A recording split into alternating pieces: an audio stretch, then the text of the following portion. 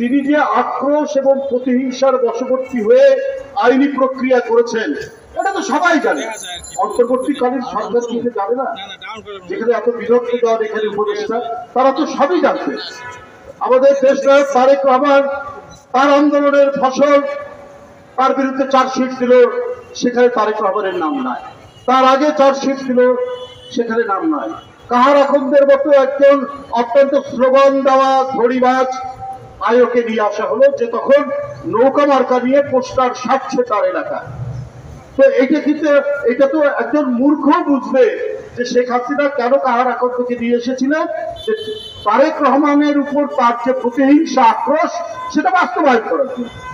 মাহমুদুর রহমান তার আন্দোলনের ফসল মঈনুদ্দিনের চ্যালেঞ্জ করে বললেন, মঈনুদ্দিন নিজে বক্তৃতা করে বলছেন যে বিদ্যুৎ খাত থেকে 20,000 কোটি টাকা পাচার করা হয়েছে, লোপাট করা হয়েছে, হাওয়া ভবন এটা করেছে। মাহমুদুর রহমান লিখলেন, আরে 5 বছরে তো 13,000 কোটি টাকা বাজেট ছিল বিদ্যুৎ খাতে, 20,000 কোটি টাকা লোপাট হলো কি করে?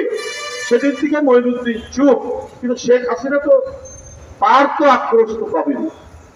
এই যে সত্য কথা লেখা, সত্য উচ্চারণ করা, এইটার কারণে মাহমুদুর রহমান বারবার নিগৃহীত হয়েছে। কিন্তু তাকে কোনোভাবেই যখন ধরা যাচ্ছে না, কোনোভাবেই তাকে মানে আটকানো যাচ্ছে না, তখন তার উপর শারীরিক আক্রমণ করা হয়, কুষ্টিয়াতে তাকে রক্তাক্ত করা হয়। তাহলে সেই মানুষ যখন ফিরে আসলেন, তাকে কেন কারাগারে যেতে হবে? আজকে এতদিন হয়ে গেল, 2 মাস, বিএনপির ভারপ্রাপ্ত চেয়ারম্যান তিনি কেন এখনো দেশে আসছেন না? কি আইনি প্রক্রিয়া আছে? এই আইন তো মানব রচিত আইন।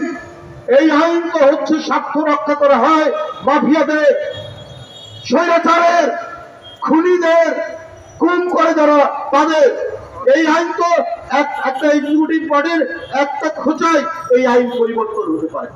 তাহলে আপনারা কি কোথাও ভয় পাচ্ছেন, নাকি আপনাদেরকে কেউ নির্দেশ দিচ্ছে কোনো জায়গা থেকে যে আপনারা এর বাইরে যাবেন না, এইভাবে আপনারা কাজ করবেন, আপনারা দেশটা তারেক রহমান যেন ফিরতে না পারে সেই ব্যবস্থার জন্য আপনারা এই কাজগুলো করুন? এগুলো পরিবর্তন করা যাবে না, যেভাবে মাহমুদুর রহমান সাহেবকে কারাগারে দিয়েছে। বন্ধুরা আবার এই পরিস্থিতি তো আমরা এই সরকারের কাছ থেকে আশা করতে পারি না।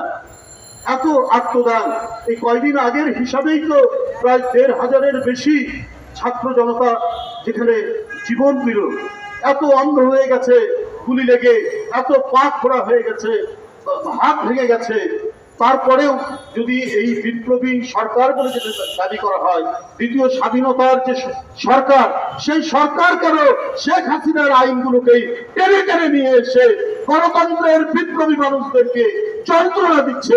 এইটা আজকে গোটা জাতির আজকে প্রশংসা।